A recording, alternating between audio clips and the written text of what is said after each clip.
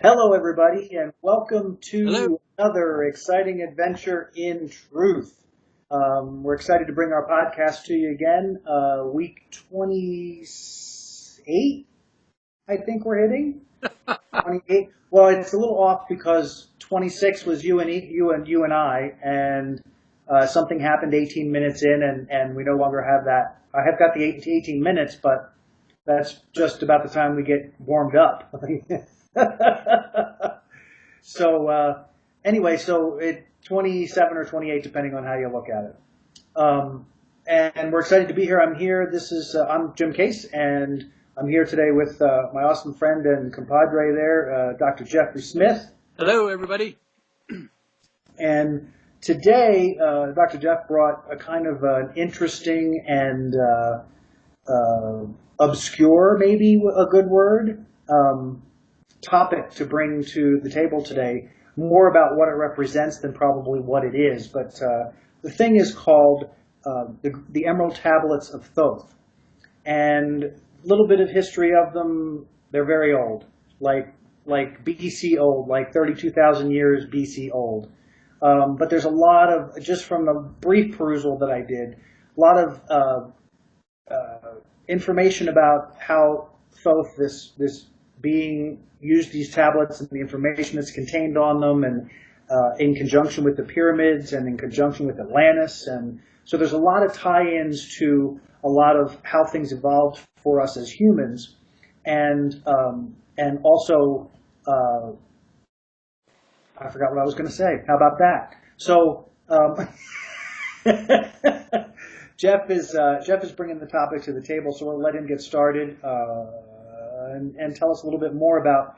While these things sound like they're kind of way far out there, they actually exist, and they have been being researched for decades because they really lay a foundation for pretty much all of the truths and belief systems that we've built about what it is to be human. Yep. Which is a very big statement. But I'll let Jeff dive in here, and let's have some fun. Right on, man. So, hey, gang, I'm sitting outside in my girlfriend's patio. There's the sound of the pool in the background.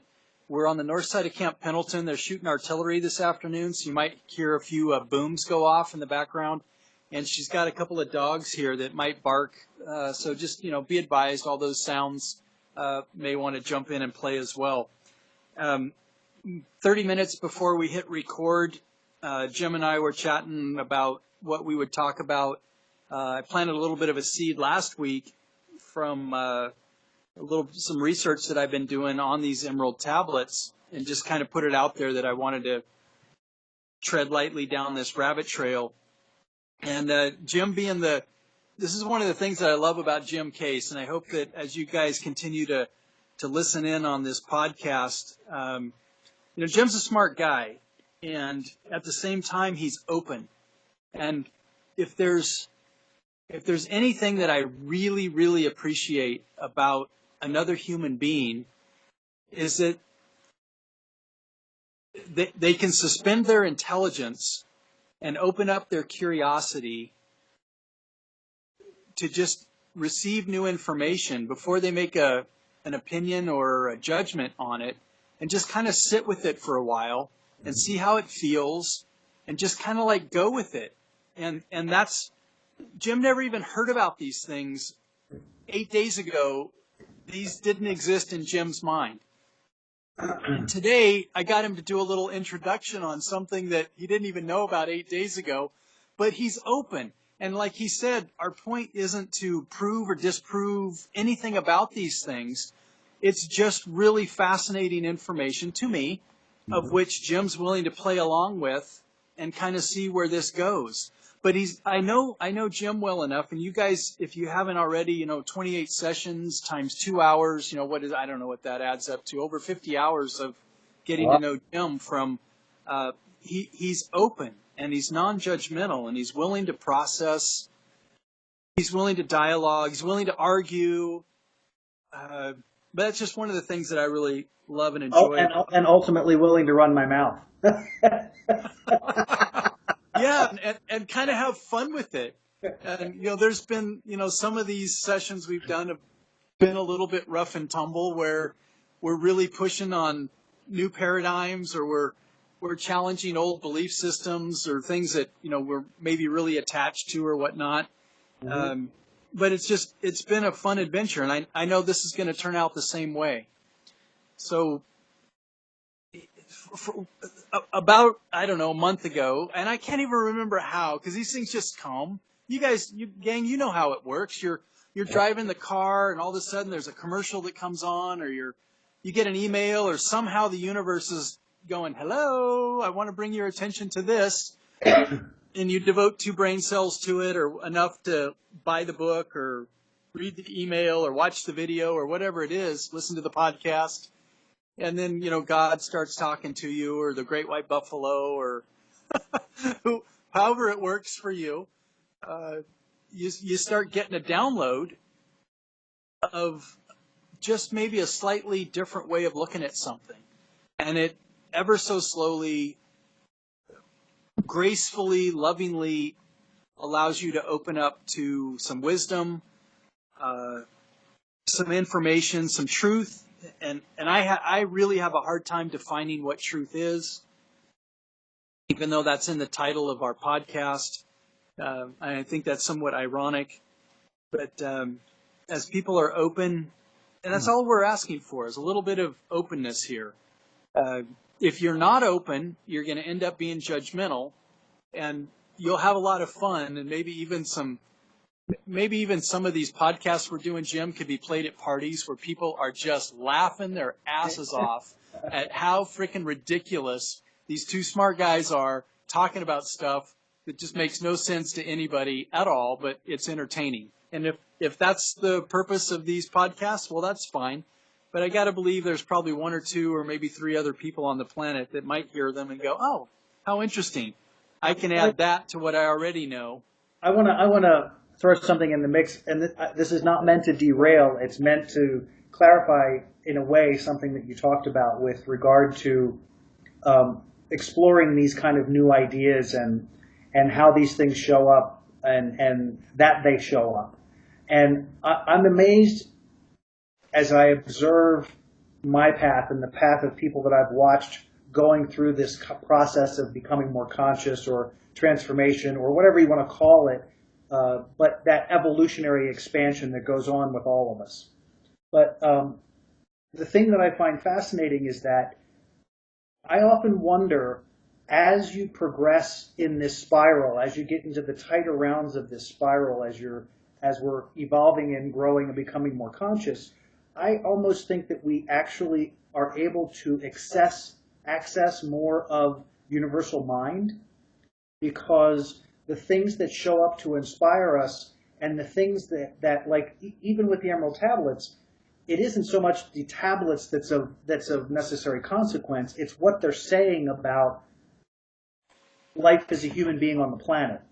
And they connect dots in ways, and even though I don't know a lot about it, the little bit you've talked about, there is this thing of connecting dots, which we talk about a lot. And it seems that I've observed on my path, and I've observed it with you, whether you call it that or not, the idea where these things show up that take us into a deeper understanding of the human experience in a way that's very fulfilling and very satisfying.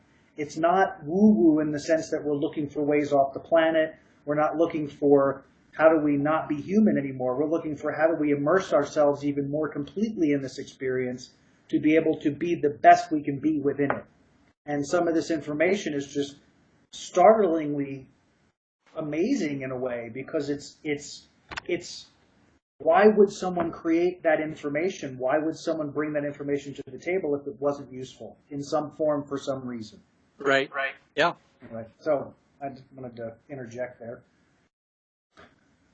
So let's go back a couple, maybe a month ago, I don't recall how, but I got inspired to read a book called Thoth the Atlantean and the 12 Emerald Tablets. And it's a thing. You can get it on Amazon or Audible. If right now, while you're listening to this, you want to Google this and then hit images, you can see that these tablets are a real thing. Jim, if you'd like to do that just to entertain me, and then put it up there so that people can see that this is really a an artifact that does in fact exist. It's not just a fictional Are you talking thing about the in tablet? my mind. Yeah. Yep. I don't know if you So can see. Can you see it? yes, I can. They're beautiful, actually. So it's a real thing, and obviously people have spent perhaps their life's work and energy translating them into languages that we speak today from the languages that they were Do either of originally written. those book covers look familiar? Yes, yeah, absolutely. So that's what you were talking about, the Emerald Tablets of Thoth. Yep. So this entity, this being, this spirit, this person on the planet 38,000 years ago, from a city that we now believe is under the sea, this city called Atlantis.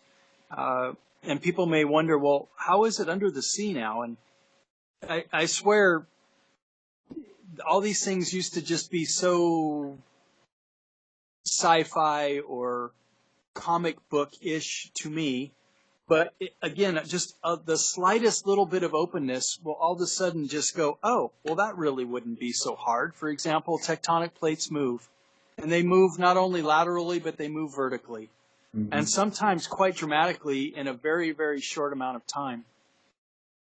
And Jim referenced earlier the Andes Mountains are still growing and gaining in elevation. But what I'm talking about would be rapid shifts that would happen in thousands of feet of elevation in as little as days at a time, where there's just cataclysmic events changing the magma in the center of the earth. Like ocean currents, there's also magma in the center of the earth currents that are happening, and they affect magnetism on the surface of the earth. And without getting or pretending like I'm a geologist, which I'm not, I've only scratched the surface of any of that stuff, but I believe it's safe to say that the surface of the earth has changed many times and will continue to change many times. There's even so much information right now that there are at least 100 civilizations in the Mediterranean Sea that are less than 35 feet or less than 35 feet under the surface of the ocean. 35 feet isn't much, but to know that there are at least 100 civilizations that are underwater, 35 feet or less, that answer all these questions of all these ancient writings. And Atlantis is one of those cities. So I'm not trying to prove that Atlantis exists. I'm simply saying that there are plausible, logical explanations that could explain how these things have happened, but they just aren't here today. You can't go drive to Atlantis or catch a flight to Atlantis today without taking a submarine to get there. Some of the 35 feet civilizations underwater can be explained by the Ice Age. And at some point, probably not in our lifetime, but it certainly may occur where the sea level is going to rise quite a bit higher as a result of climate change. But, climate change can go in both directions. And at a point where the planet was colder, the sea level was lower. It just it's common sense stuff, so it isn't really that hard to grasp. So sorry for the belaboring that whole point about trying to give some credence or legitimacy to the city of Atlantis. Let's just, for the sake of me talking about it more, assume that it is a thing, was a thing, and that there was a being on the planet that wrote these tablets and left them behind as an artifact for us to glean from and to understand a little bit more about where we came from, why we're here, and where we're going. I hope that sounds familiar to some people that are listening, because we spent a lot of time on that in like 4 or 5 episodes. Yeah. This being Thoth is a godlike figure, not God, and references God. And in reading the book that I referenced earlier, it's so fascinating to me that in listening to, because it was written in the first person as though Thoth was writing the book, like almost like an autobiography. Um, and it was translated in the King James. And as I was listening to it, I'm like, oh my gosh, I'm listening to the Bible, but from 38,000 years ago. I Wow. mean, like, yeah, it's mind blowing that the credit has been given to this book we call the Holy Bible that actually is almost, if you want to accuse somebody of plagiarism, I'm going to go there. I'm going to say that this holy book that we think is only at the most, in some cases, 6,000 years old, I'm going to say, well, you can actually take parts of it and put it to 38,000 years old. And it's just a carbon copy. It's just an absolute chiseled out, hammered out, word by word carbon copy of something that was on the planet 38,000 years ago. Word for word. And I'm talking about some of the Proverbs, some of the things that were, that Job had written, that King David had written, or given the credit having written, or Moses. Mm-hmm. And that's not really here for me to debate, because I don't really care when those things were written, because to live in a way where you've got a nice balance between taking care and loving self and also loving others. That's really, to me, the code that we're trying to live by, is being aware of what I do and how that affects others. It doesn't matter to me when that was written or how that's been translated. That's still probably a good way to live. So the point of our podcast today isn't really to debunk the Bible or say where its origins were. I just find it fascinating that with the slightest little bit of openness, you can at least trace that back well beyond the dates that were given and the generations that are listed in the Bible, and the stories that were told appear to have been told many, many, many times before. And it isn't perhaps as simple or as put together in the way that we're reading the book right now. Does it really change anything? I don't know. That part I don't know, and we can have some fun and we can debate that. I'm just simply laying out that I discovered something for me that helps me realize that this information, this intelligence, this way to live goes a lot farther back than just 6,000 years ago. It still doesn't account for fossil records. It still doesn't account for the dinosaurs and all of those other things. We all know that the planet wasn't just created 6,000 years ago, as the Holy Book would suggest that it was. And again, that's not the point of this discussion. The point of the discussion is there's an amazing, loving, wise energy that's been here for a long, long time. And civilizations have risen and fallen and been enlightened and have been eradicated. And it just seems like it starts over and it starts over again. Yeah. I think this, if anything, it helps to establish even more continuity to the experience. I mean, when we started this, it's the same thing. Who are we? Where we come from? Why are we here? I mean, those age-old questions. I think as we evolve and become more conscious, as each individual becomes more curious about how am I here? Why am I? The miracle of how I became here, and that how I became, and how I'm an adult, and the process of how I got to where I am, how you got to where you are, how we've all gotten here. That I'm continually fascinated by, especially of late, this kind of idea where we're not a lot different than we were many thousands of years ago, in the sense that the core of the things that at least that scientists have talked about, and the ways that they talk about other races and other groups of people that have been on the planet, we're a little more technically advanced. than, or at least we think we are a little more technically advanced than some of our predecessors.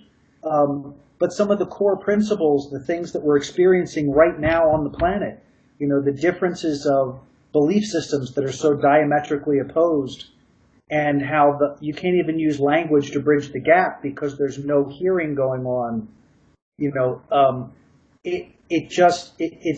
It's that, and there's this constant flow of things like, you think about things like Game of Thrones, that's so wildly popular, and so people are so into it, and yet there's not a lot of difference now. We just have different clothes. We've added things to what we do. So where they may have only showered or cleaned up once a week in a river somewhere. We now take a shower once a day, so we're more civilized. But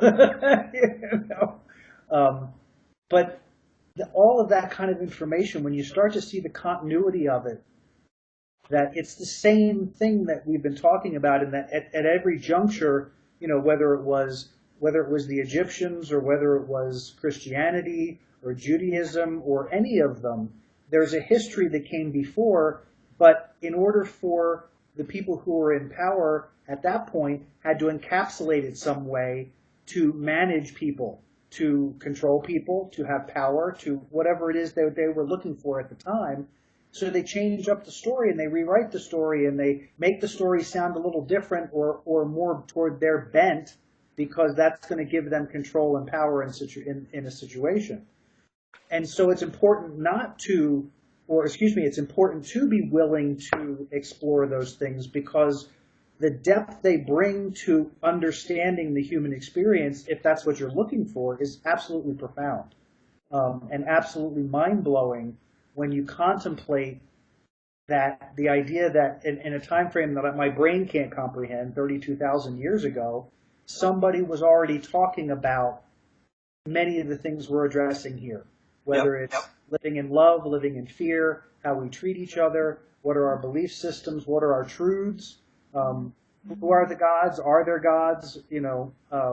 I caught a quick glimpse of something on there that was specifically saying, or maybe you said it, that Thoth didn't consider himself a god. There was still God. There was the creator beyond whoever this being was. Mm-hmm. So there's still that as above, so below idea, right. and all of those interesting things. So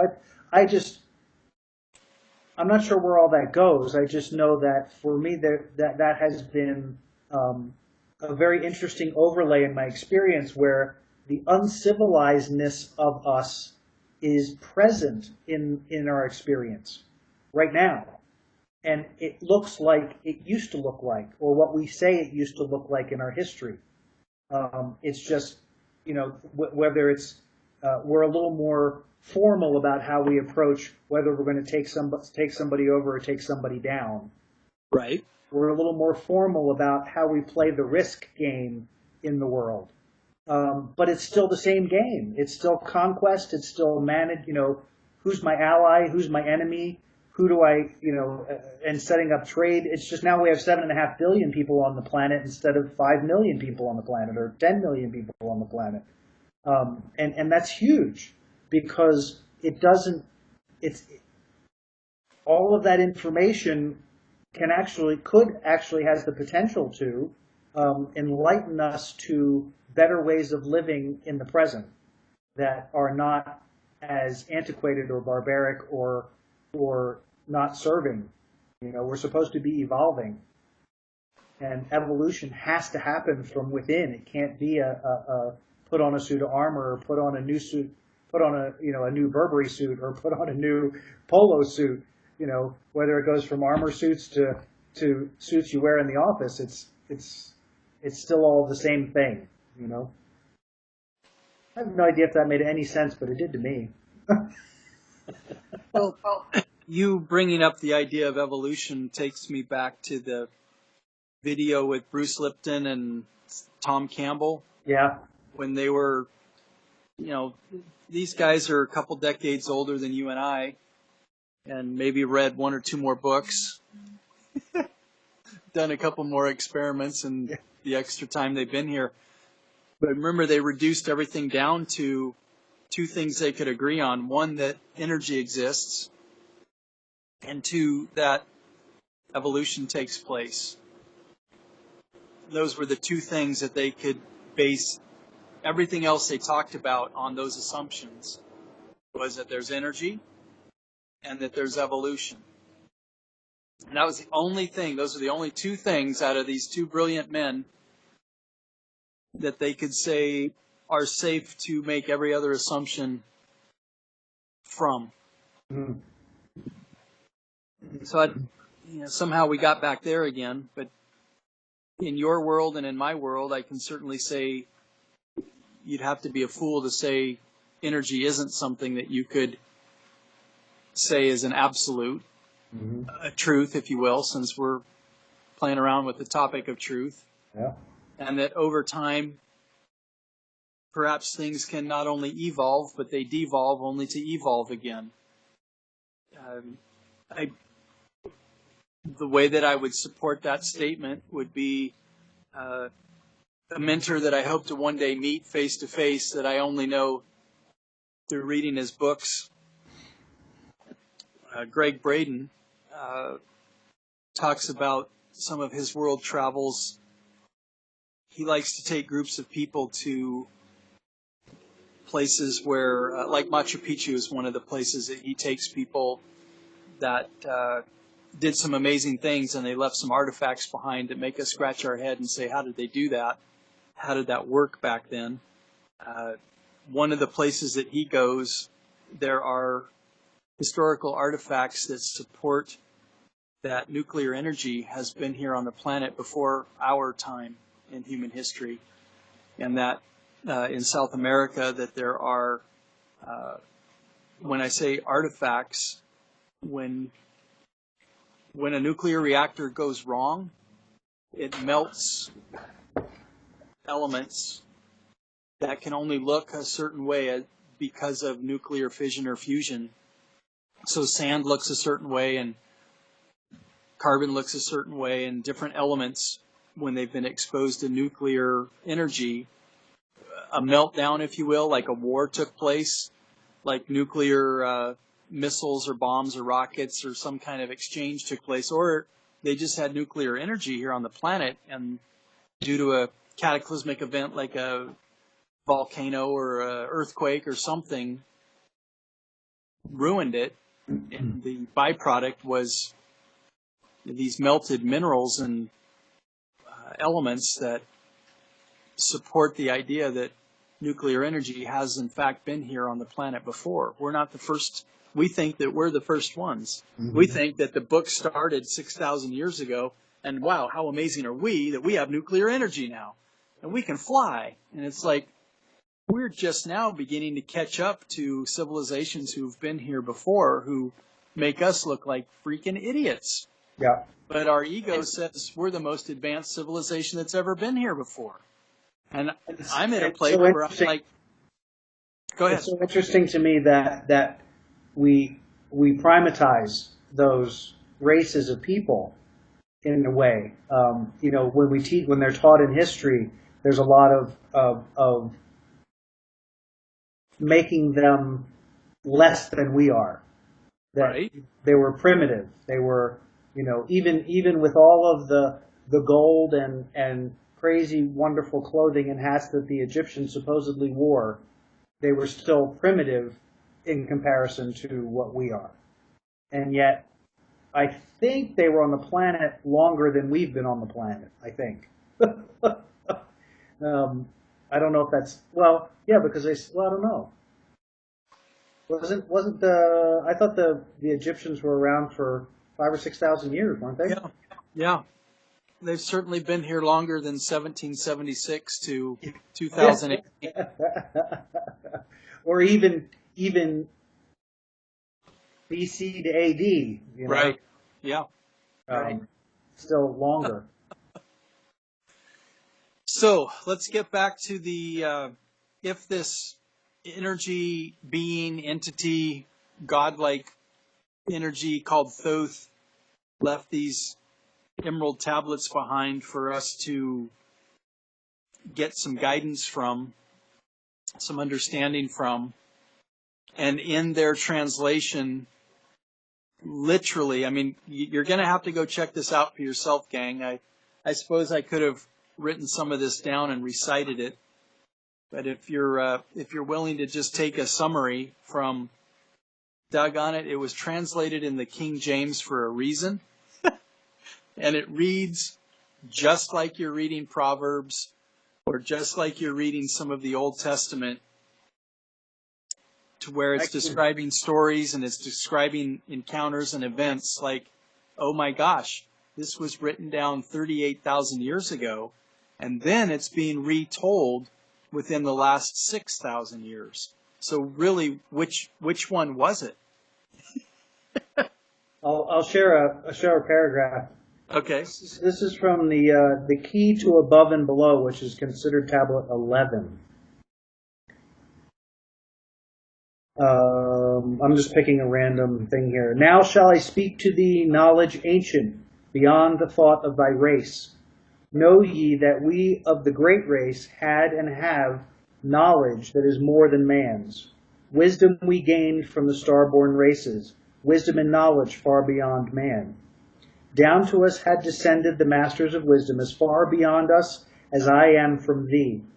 List ye now while I give ye wisdom, use it, and free thou shalt be. Know ye that in the pyramid I builded are the keys that shall show ye the way into life. I draw ye a line from the great image I builded to the apex of the pyramid, built as a gateway. Draw ye another, opposite, in the same angle and direction. Dig ye and find that which I have hidden.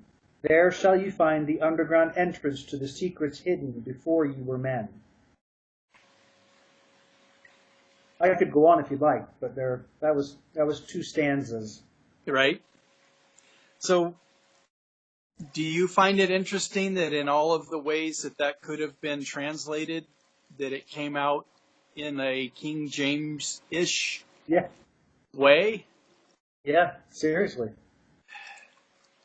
And particularly as you get into,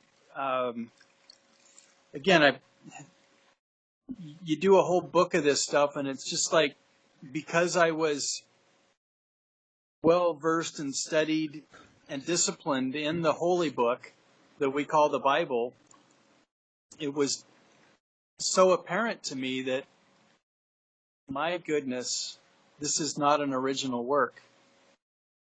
And I wasn't really, 5 or 6 years ago, I probably would have been put off by or even upset that it would feel like a fraud or a deception.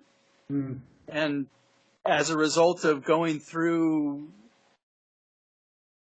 discussions I've had with Timothy, and certainly a lot of our work in this podcast, I'm not disappointed any longer. It's just kind of how it is. It's just kind of how it shows up, that for some reason we've been taught and we accepted, most people were taught and most people accepted that the reset button happened only 6,000 years ago, and everything has come forward since that time. Although that doesn't line up with our science at all. For people that do practice some form of spirituality or religion, it's hard to get away from that. So I feel a little bit like we're dancing and we're not diving. Okay. So you've kind of talked a little bit about why this is significant to you. The connection that you see and feel and read as you read it, that it has this sort of idea that it was the word before the word was the word. I like that. So what's that significance to you? Why does that matter? What is it about that brought that to the table today? What's happening in your heart that you're like, this is, there's something I got to say here. Yeah. So without trying to intentionally offend anyone, the Holy Book has this idea that we're here once. So it's a one and done mentality. It's a one and done experience. Mm-hmm. Most everything else that I've read and understand and makes far more sense to me is that we've been here many times and will continue to be here many times. And not only here, that there are other places in the universe that we have a chance to explore and experience as well, for the purpose of understanding, period. Just for the purpose of understanding and doing that through experience. It's not just book knowledge. It's experiential knowledge. So the Bible doesn't allow for that. The Bible would only allow me to have this one experience of, say, 80, 85, 90 years and base my entire cosmological understanding of the freaking universe on that one experience. And that just doesn't do anything for me any longer. And this idea that there's a daddy in the sky that is going to be upset with me for whatever reason, because I wasn't taught a certain way, or I didn't have parents that believed in this and they led me in that direction, and my society believed in that, and that I would potentially have my eternal outcome based on a blip, on not even a blip on the eternal radar screen from one thing, makes zero sense to me. It only creates fear, only creates dissonance as opposed to resonance. Yes. So what our discussion up to this point today is about for me is just yet one more source, one more historical document that far predates in every way, shape, or form, and has the same information. Well, and that's the key thing that I think is so important, is that the message, and to your point, particularly about talking about religion and for people that might want to get their panties in a wad, here's the deal. The thing is, and the reason this is significant is because the message is the same. The core of the message. If you dissect the Christianity model, you're going to find paganism. You're going to find all of the ancient religions are tied to Christianity in some form or another. They just changed words. They changed the names of what things were and made them something else. And that includes the holidays. That includes the great sacred holy days, which they raped from some other culture or from some other experiences, and then demonized those experiences so that we would only believe this particular bit of stuff, because they took that core that you saw in the Emerald Tablets, that core of the love expression, that core of we are meant to do and be greater things, and then took a whole bunch of restriction and a bunch of fear and laid it over the top so they could manage the people. And that's not me being paranoid. That's not me being, I don't feel in any way paranoid. I don't feel in any way beat up by the religion. I feel that it served its purpose because it brought me to a place of greater awakening when I realized that I could no longer be satisfied in the human experience thinking that Big Daddy was up there watching me and pissing on my parade. And not only that, he wanted to piss on my parade because I wasn't doing what he wanted me to do. And I'm like, wait, that doesn't make sense, because the core of all, the core of all the Eastern philosophy is unconditional love and the space of love and creating that. And we kind of moved away from that to this angry, vengeful experience, which again serves nothing because it doesn't create forward motion. It creates stagnance. It creates stagnation. It creates larger illness because we're in a constant battle of fighting ourselves rather than accepting and loving and saying, this is who I am, and I came here to explore. I came here to engage this planet in a way, like you talk about my move here to Denver. I laugh when I talk to people. I say, I spent 25 years in the desert. I spent 10 years at the ocean. Now I want to go live in the mountains. I want to go experience that. Because this is a big frickin' place. This is a big old world with like the most amazing things to see and do. Why do I want to be stuck in a little box or in a little book? Right. Right. Yeah. What's the point? Let's move beyond. Our whole desire to have adventures in truth is to say, hey, there's so much more to truth. There's so much more to truth than I am the way. You know, as it's outlined, in Genesis, or as it's outlined in the Old Testament, however it's outlined. That there's so much more to this experience and what we can have in this experience, without all that limitation, without all of the fear mongering and all of the not enoughness. Right. Why do we want to constantly be beat with the idea that we're not enough? It doesn't make sense.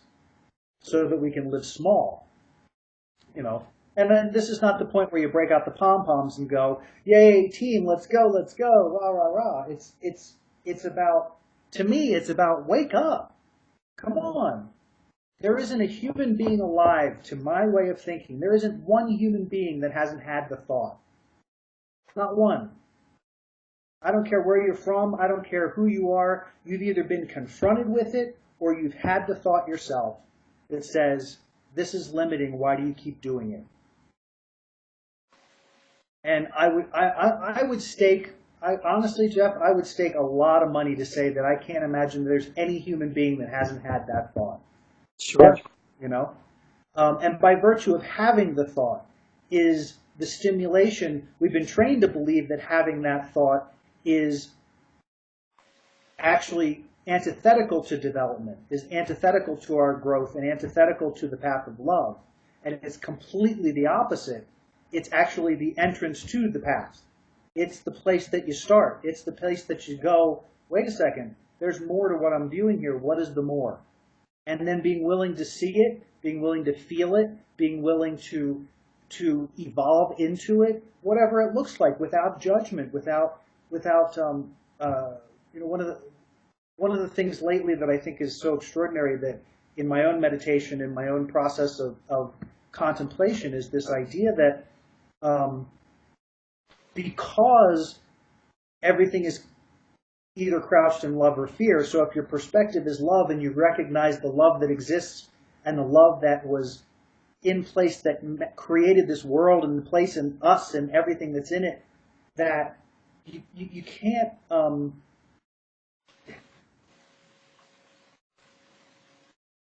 when you bring the limitations in that experience, you have nowhere to go. You're stuck in this little box and this little playpen that doesn't allow you to expand and grow. So why not embrace things like the Emerald Tablets? Who cares if they're real? I don't care if I'd love to see them. I think it would be cool to see these things and go, wow. But in the end, what is this message promoting? What is this message stimulating? If it stimulates fear, you're in the wrong place. Right.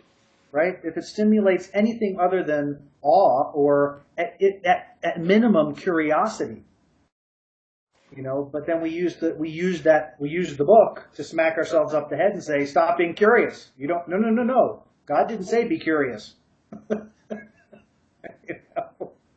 Well, if nothing else, if we could say that something was written 38,000 years ago that stimulates thinking today, there was intelligence here, there was wisdom here 38,000 years ago. Yeah, it wasn't primitive. It's interesting. I would love to be able to substitute the word simpler for primitive, because what if the Atlantean civilization, or the Aztecs, or the Egyptians, or any of the great races that are no longer here, what if the reality was it was simpler? There was a clarity in there in that, or they were here for a specific purpose. They came and did what they did. They lived, their thread of experience was to learn how to manipulate matter in forms that we don't even understand yet. Right. Or whatever it was that they were all here to do. But those cultures, all had enormous impacts. And what we see of our human experience on the human race, I don't know that I have the same feeling of pride yet for what we've produced. Does that make sense? Well, yeah, it does for me, because when I think of what we've produced warplanes and battleships and tanks and satellites that can shoot laser beams, and it's very destructive. Yep. It's very volatile and violent is what we've produced. And not love-driven at all. And I'm thinking, I have a model of New York City in my mind right now, and I'm thinking if I was the creator of the universe and I looked at New York City, I'd want to vomit from just the concrete jungle that has become. I don't really see the beauty or the magnificence in that. But that's just more my nature of, I like things to be more zen or more nature balanced, and I like to hear water splashing in the background rather than the siren from emergency vehicles responding to something. And some people really love the city. I'm just not one of them. So with you there. There's got to be a balance. Yes. So there's a little bit of a tickler going on for me, cognitive tickler here. 3 or 4 times it's come up in my mind in our discussion today of this notion of free will. And you and I and Timothy have kicked it around 2 or 3 times before at least. It's come up in my professional work this week, where it is not possible to have a concept of free will if there's a consequence to be paid for not following a set of rules or a set of beliefs. Free will could only exist if there were, at the end of whatever the end was, a life, a year, an experience, there were absolutely no consequence to pay other than you had that experience. That would be the definition of free will. And that would be your consequence, whatever the result of your free will expression. Right. So if we've been here many, many times before, and we can come here and do whatever we choose to do before we get here with our spirit guides or God or our group, our soul group, or however that works, in order for there to be a challenge, there has to be a bad guy here. There has to be some a-hole that is going to create resistance or is going to create friction. And that's actually a sacred role. That's a loving, sacred role for somebody to go, okay, I'll be Adolf Hitler this time. Mm-hmm. I mean, I'm serious. I hope I'm not offending people enough that you never want to listen again. Maybe enough that you'd go, whoa, what the heck? How does that work? But, the results of Hitler being here on the planet actually created so much positive change as an outcome of the injustice that was done, he was a change agent. Yes. And had to be ignited enormous momentum. Yeah. That catapulted the society to a different level of expression. So if you put the biblical model to Adolf, he was evil and he's in hell right now forever. But if you actually listen to Channeling Eric, which you can Google on the web, and Eric is an entity that is in heaven now, and he channels through his mother. But Eric's done an interview with Adolf Hitler in heaven, and apparently Hitler is a rock star. Everybody's like, whoa, Adolf, man, you killed it down there. That was bad. Literally. I just flipped out. But he came here to do what he did as a change agent, to promote love, to help us get away from ideologies of one nation is better than another, or one race is better than another, and that we're a family. I mean, all of the stuff that we talk about today that feel good and feels right and makes us smile, you could point back to Stalin and Lenin and Hitler and Saddam Hussein. I mean, all of those are four rock star, heavy hitter, villainous beings that came here in a voluntary status to play these roles to help us move along, to help us evolve. But yet the biblical model would say that they were heinous, they were reprobates, they were morally corrupt, they were satanically influenced.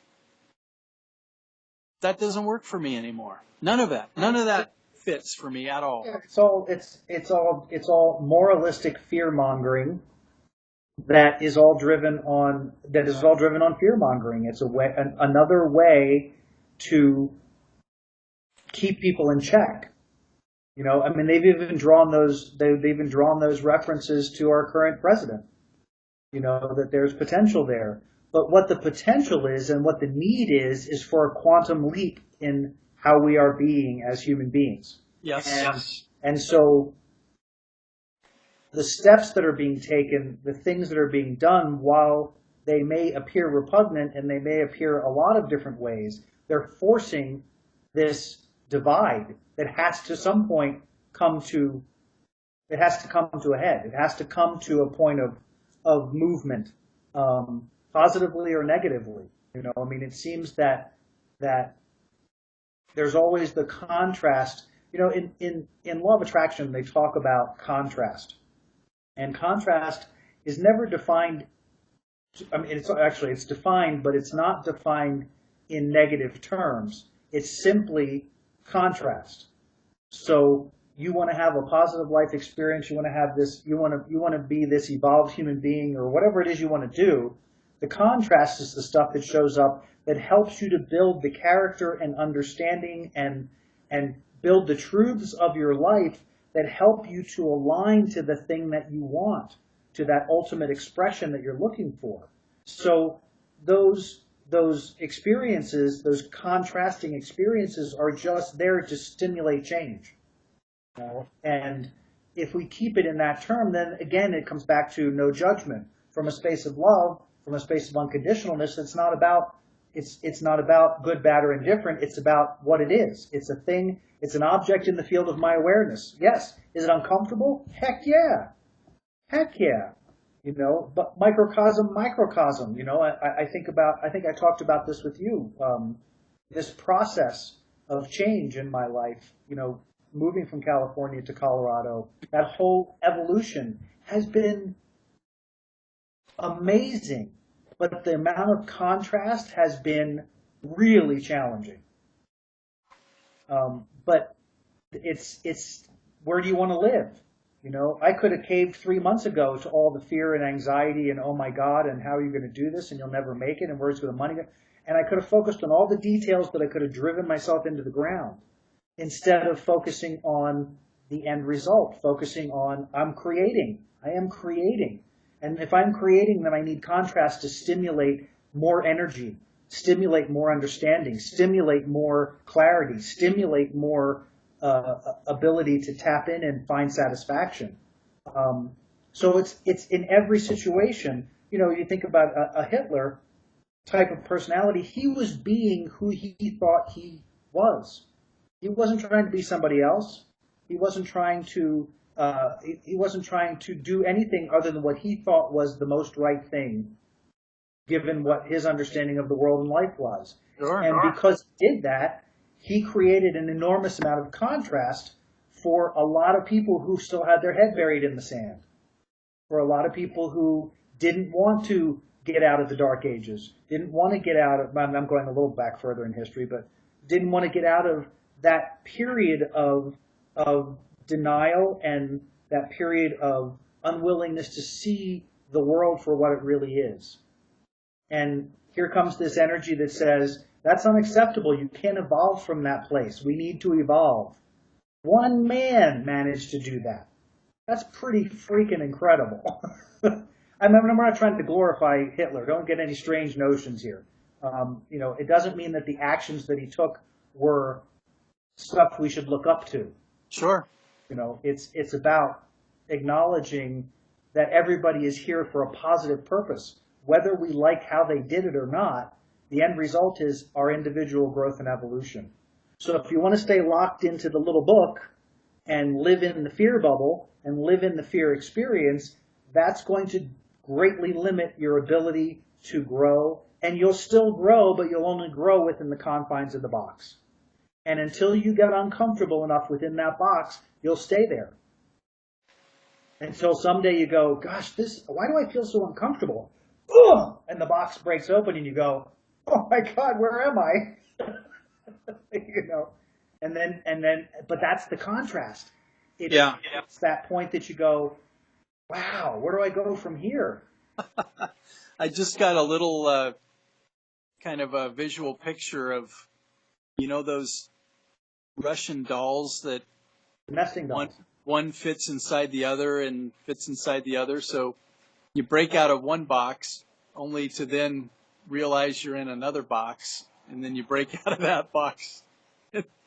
Hopefully the boxes are getting bigger as you're breaking out of them. Do you remember at the very beginning of our podcast, you talked about the spiral, and you talked about the increasing turn in the spiral? And as you were describing it, I had the idea that you were describing the descent. As you descend in a spiral, the turns get tighter, right? Mm-hmm. So my experience, and that you come back to the same point on the spiral, but you're at a different perspective. Okay. My experience in starting out with Christianity has been, if a spiral had a point at the bottom of the spiral, and you began to ascend in the spiral, that each turn gets a little wider, and you become more open. And eventually at the top of the spiral, if that were a literal thing, you leave the spiral and you become you get into the ether. You become just become part of the whatever it is when you're in the spiral. Yeah.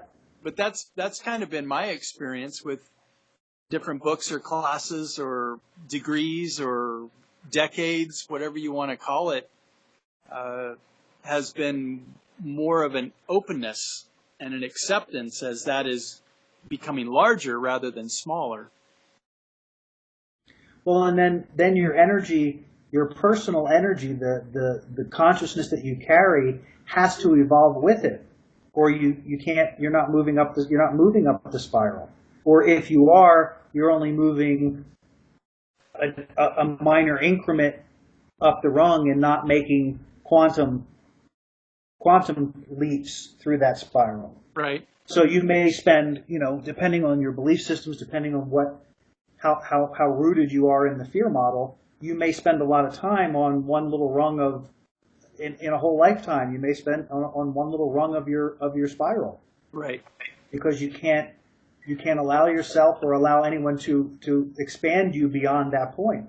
That's why it's all self-driven. Excuse me. I can't make you evolve. I can't make you conscious. I can't make you open. I can't make you anything. And I could have 17 degrees after my name, and it wouldn't make any difference because I still can't make you do those things. I can demonstrate my own experience. I can share my own energy. But even if I'm not talking from my own experience, it's still lifeless material.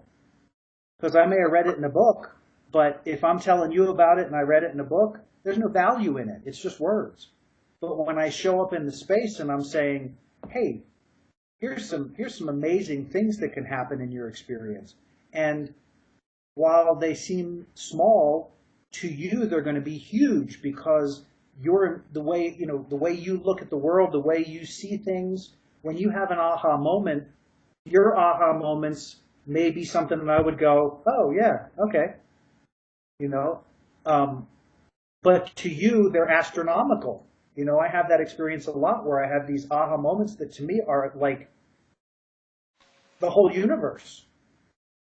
But when I try to put words to them, it's sort of like, oh, okay. You know, it's going to go, oh, because your perspective, my perspective, anybody else's perspective, we can never really go there.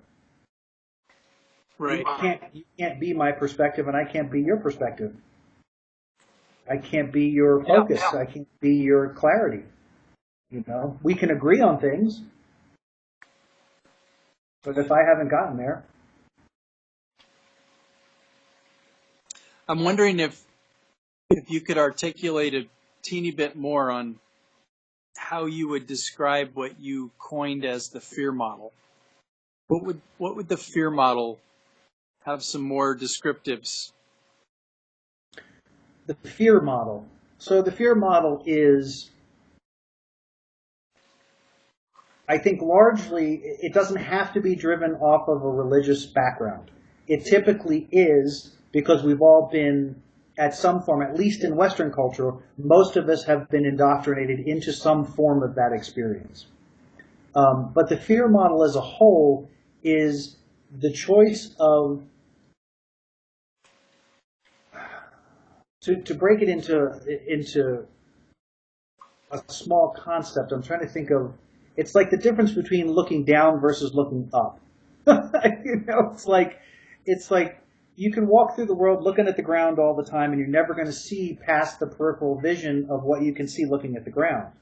But when you bring your perspective up, if you look at eye level, suddenly there's a whole lot more possibility that you didn't see before. And then when you go even higher, now you've got an even greater panorama. The fear model doesn't allow for any of that. The fear model says somebody else is in charge of my experience. And whoever is in charge of that experience, I have to kowtow to in some way, whether it's the universe or God or a devil or whoever. It doesn't matter. But the fear model is those things that constantly make you question your believability in yourself. The things that constantly make you question the worthiness of yourself. Here on the planet, here in life, in your life, whatever it is you're engaged in, the difference between the love model and the fear model is love model says, what are the possibilities and how can I engage them? The fear model says, I don't know that I can do that without permission. I don't know that I can do that without hurting somebody else. I don't know that I can do that without disappointing somebody or God or my parents or whatever.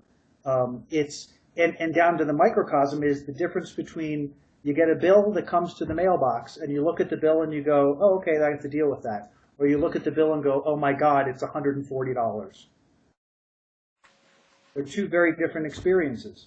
One is, this is just an object in the field of my awareness, and I'm going to attend to it because it's in my awareness. And the other is, I'm now negatively impacted because of this experience, and now the fear model makes that thing have power over how I feel and how I express in the world. So did that help? Yep. It's all perspective in a lot of ways, and it's much easier to, I would say it's easy. It's not as difficult to shift from as it appears to be, but it requires diligence because we're trained to the fear model from the time we come out of, well, actually from before we're born.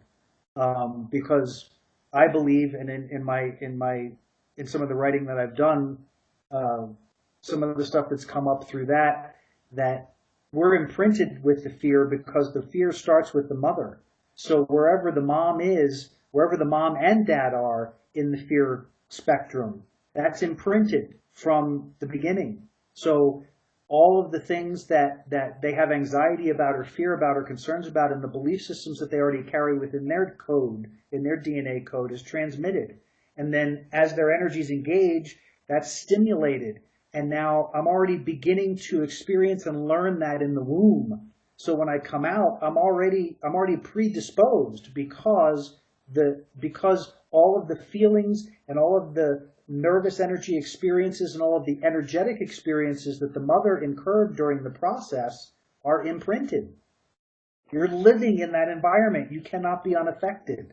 So when you come out, now you go from just single to now you have two potentially primary people who are two being the mom and the dad. And then if you extend that to the grandparents and you extend that to teachers and to, respect authority. So now it's police officers and priests and suddenly there's this whole parade of characters that get to tell you how you have to be.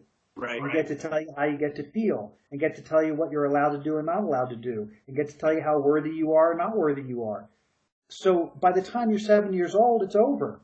You're programmed. Right. So the rest of your life is learning how to unprogram. That's a good answer to a pretty fundamental question: the fear model versus the love model. Yeah. Cool. But since we were talking about free will about a half an hour ago, hopefully people can connect those things together, that we're told that we have free will, but that really isn't the way the book describes it. Well, remember Bruce Lipton specifically addressed that in the video you talked about before.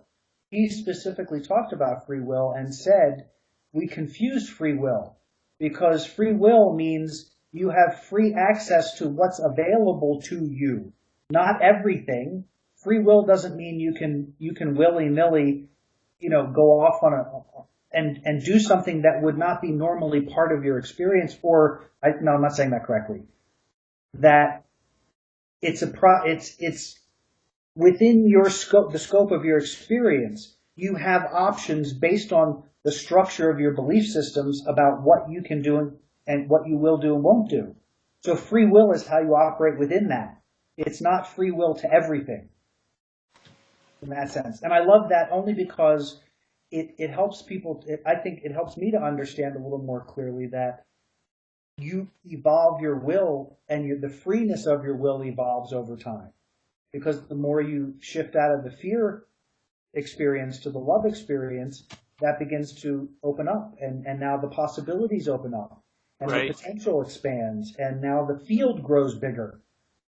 And that can't happen in a fear-based experience. Really? There were three things that I was hoping to talk about in our podcast today. Two of them we have already talked about quite a lot. This third one would be something that's been, I don't know, it just kind of came to me this week. Mm-hmm. And it has to do with miracles, some of which were recorded in the book. Primarily this idea of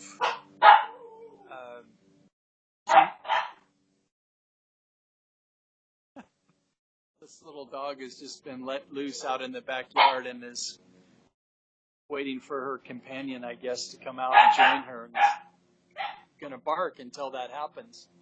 So I may need to relocate or just have to put up with the barking. I don't know how disruptive it is. But we could probably get through this pretty quickly. The idea was this miracle that occurred upon Jesus' death and resurrection. I can at least go to a place in the backyard that it's not going to be as noticeable. So work with me here, gang. You got this guy that came to the planet for a specific purpose of having this ministry and promoting this idea of selflessness and compassion and believing in metaphysics to the point where you could heal the lame and give sight to the blind, and that's pretty cool stuff. And for whatever reason, that story involved some kind of a horrific death and torture, and then 3 days later a miracle occurring to where the body is disappears and is gone, and then within a few days later appears in the upper room to the disciples, and that all that sort of thing. So what I've been kicking around this week in the world of metaphysics, in the world of science and matter and material, is there are two people in the Bible. Jesus is one of them, Elijah is the other one, that their physical bodies literally left the physical plane of the earth. Elijah was, his encounter was he was raptured. And that's what allegedly is going to happen to the church in the latter days, that there'll be a trumpet that will sound and Christians will disappear off the face of the earth and they'll rise up and go. I don't know where they're going to go. Some big spaceship is going to come get them, or I don't know, people warp into another dimension of matter or something. But if we just go back to the tomb, let's say that Jesus was crucified, put in the tomb, was there for 3 days, and then they come to get him and they roll the stone away and he's gone. So my question is, what happened to the body? And I'm not getting into it was just stolen and buried somewhere else, or is this the Nancy Grace show? No, or it was just he never died and he lived out his years in the south of France somewhere, or in India. Yeah. But let's just go with the story that he literally was taken into heaven. So what happened to the atoms of his body? What happened to the molecules of his body? Did they, one by one, like Scotty beamed them up on the Enterprise and a particle beam accelerator was a wormhole sent to this particular latitude, longitude on the planet, and he was sucked into a negative black hole? I mean, come on, man. Why isn't that in the book? Why is there this, we're just supposed to accept that one day the body's there, the next day it's gone. And we don't have any question or any logic to where it went and where ultimately we're supposed to go. And that's how the story breaks down so quickly for me, is it's too big of a jump.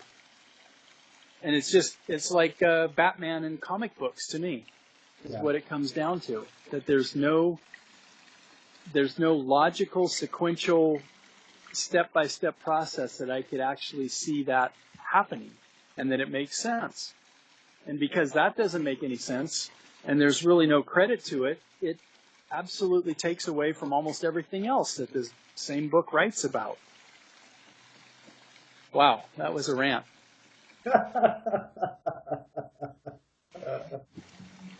Interesting. It's also, what was flashing through my head is there are comparable stories, and I say comparable to the degree that some of the masters that have ascended, who have been witnessed in ascending, where they were there and then there's just a pile of clothes. Mm-hmm. I don't know that anybody has an answer to what happens, but it made me question, even as we were sitting here thinking, Jesus was meant to, and for all intents and purposes, is described as a master. So, being that he was a master, he learned the techniques of whatever that's called. And I know there's a name for it, but I don't know what the name is. Whether it was practiced through yoga, whether it was practiced through his meditation, whatever the case may be, complete supposition on my part, but remembering that the story that we know is the story that men created. So, because men created the story was fabricated in parts and portions. So they kept parts of the realness of the story for continuity, but then added things to the story for whatever the purposes were at that point to generate an experience or a feeling in people. So if this powerful, if you contrast, I'm trying to think. I think Buddha was one of them, but I believe so. And but if not, I know there's another one that that went through a process of transfiguration. At the end of his year, he was gone. He was done. He went back, ash to ashes, dust to dust. And I think there's a lot of parallels there if we were able to sit down with both and look at them, and you'd be able to see where the stories diverge. But there's a lot of conjecture even as to whether that particular person actually existed as Right. he's described. Yep, I'm aware of that. So it's really hard. It funny enough really takes us back to where do we place our faith and trust, and why it's so important that faith and trust never go outside the bounds of who we are. Yeah, and faith and trust seem to me inextricably linked to truth, which is still very elusive. I agree. That's what we spend our whole experience looking for. And what a lovely way to bring this to a close today. That's sort of a full circle moment there. Leave it with a question. Yep. Because we had an amazing conversation that started with looking at these Emerald Tablets of Thoth, which is a 36,000-year-old being that laid down some truth, or apparent truth, and to see how that truth has evolved over the millennia to where it's ended up, and you go, wow, really? It started in this expansive, amazing love space, and now it's in this kind of fear, love, fear thing. Yeah. Actually, I don't think there's much love in it at all, but there's a lot of fear in it. The love, I think, is driven by the individuals who manage to find a space of love within it. But it's still judgmental. It's still conditional. There's very few people who found that unconditional space. And the funny thing is that once you find it, it's hard to stay there because it brings into question all the things that we've been talking about.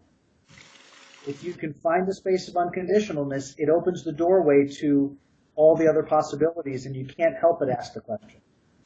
So it's been an exciting day of conversation, an exciting day of really, for me, it's been a little chunky and clunky because we're kind of wading into areas that we haven't touched into very much yet. We've talked a lot around a lot of different things, and so this is going to require, I think, some more diving, some more exploring, and letting where we've come this far kind of integrate and matriculate through our system so that we can see where this is going to lead us to the next space. Absolutely. But, we appreciate very much all y'all out there who are listening and or watching. We're excited to be able to be here to let you see us doing this in action, and we hope you check out our YouTube page, Adventures in Truth Podcast, and please like and comment our videos, share the videos. We want to be able to hear from you guys. Check out our Facebook page. We share the videos there. You can come visit us there and give us your feedback too. So we look forward to getting to meet some of you amazing people out there that are listening and going, who are these crazy people and why are they talking to me? Yep, absolutely. Anything for you in closing today, sir? No, I don't think so, Jim. I think you did a nice summary there. Some of the keywords you might, throw into the description of this thing would be, maybe free will, the Emerald Tablets, Thoth, Jesus, Buddha. Those are always good keywords to kick around in this whole thing: faith, truth, love. Yeah. Yeah. Good stuff. Well, thanks again, everybody, and we will see you next time. Thanks for watching, and thanks for listening to Adventures in Truth. All righty. Take care, Jim. Bye. Oh.